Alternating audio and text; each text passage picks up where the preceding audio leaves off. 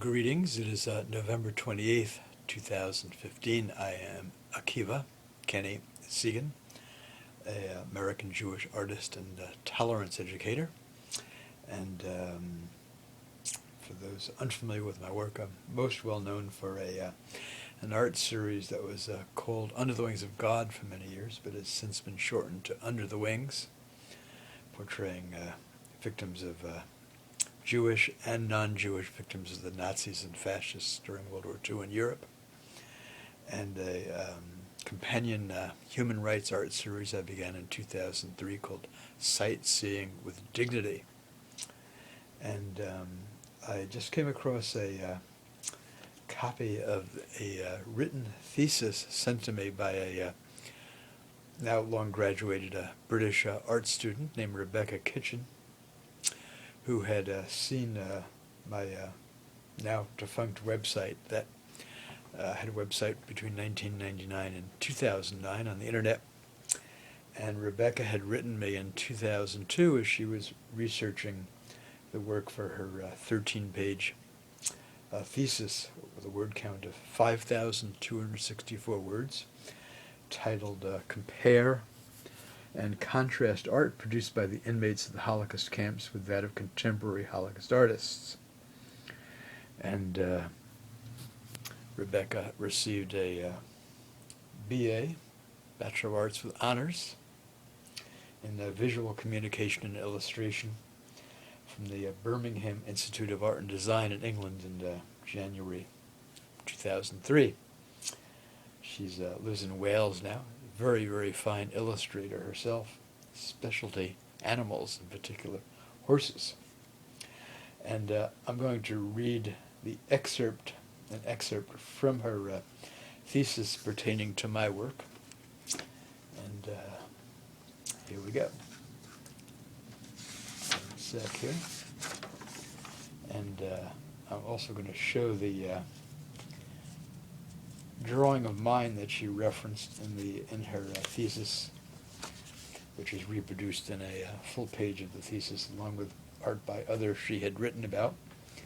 And while I can't show that original artwork as it's packed and ready to travel for a future exhibit, I have a large black and white photograph of it here. And it was from 1993. It depicts a murdered Jewish man named Rubenstein.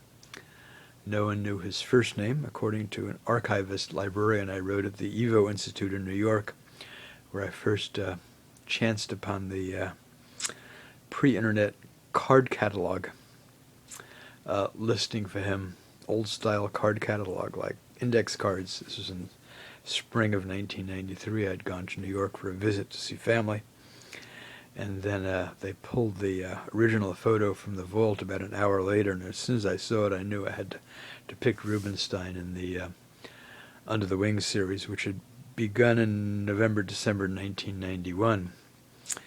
And in the photograph I did the drawing from, the drawing is quite large. He was standing there on the street in the Warsaw Ghetto. There were men on the sidewalk behind him, buildings, this kind of rickshaw pedicab-like thing. I just depicted the wheels of. I wanted to ground him to the pavement in some way, although we have some little dashes and dots below his left shoe on viewer's right. He was wearing a beret, and of a sort I've been wearing for many years, since high school actually. And he had like this, what I describe as a Western-style shirt with snap pockets, and one arm way out there, the other one on his hip, with a shiny belt buckle and black pants, shiny black shoes. And I remember thinking when I saw the photograph, wow, already had looked at perhaps thousands of photographs pertaining to the Holocaust and World War II in Europe, and this was unique in terms of this man. Later on, I wrote the archivist at the library and asked what happened to him, what was his first name, where he hailed from, and so on. And he wrote back that no one knew his first name. He hailed from a Jewish village, a shtetl in the province around Warsaw. He was caught up in the dragnet and Jews from all around the province around Warsaw were sent into the ghetto, which was itself a murderous concentration death camp, from which few of 500,000 or so prisoners survived by war's end. And he was, well, actually, Rebecca goes into a bit of it, so I'll just leave it at that for now. He was murdered at the Treblinka extermination death camp in 1942.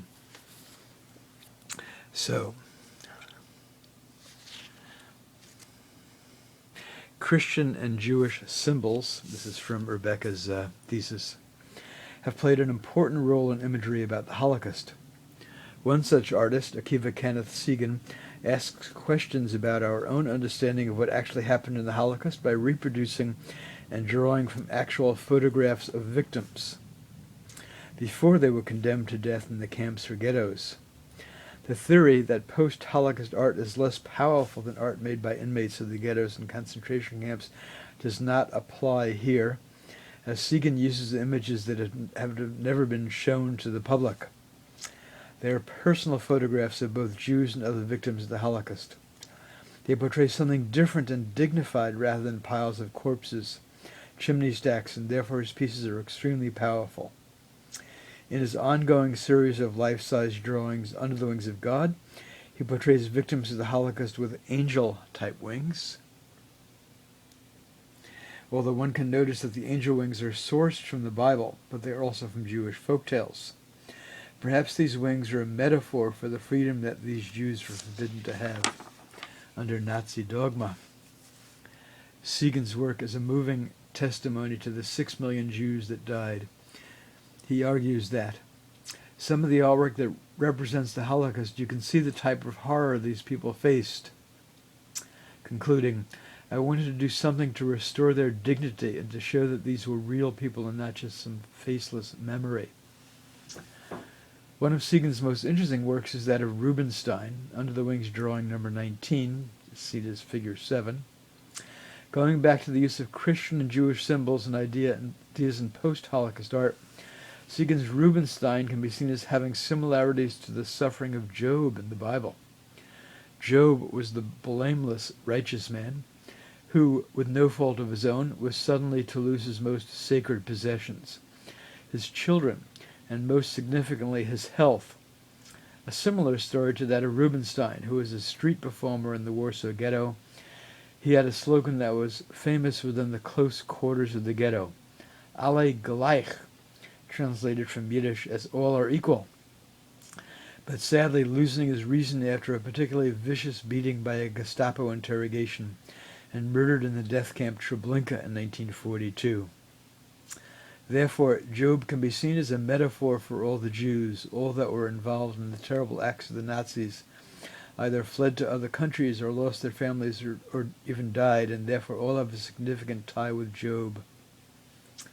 So that is Rebecca Kitchen's section in her thesis pertaining to my work, and I thank you, Rebecca Kitchen, and congratulations on your baby, marriage, and so on, in the years since we met in Wales when I was guest teaching at Monmouth Comprehensive School in 2004. So I'm just going to show one other work here with wings, also early work from the series. I just framed this several days ago.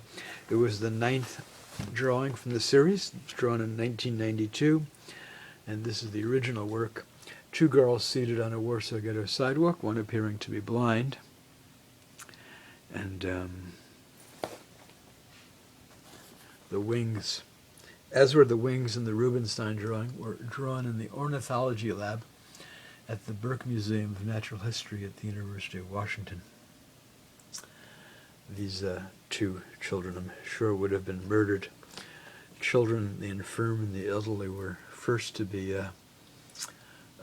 deported from the Nazi-established ghetto concentration camps in Poland, Lithuania, and so on.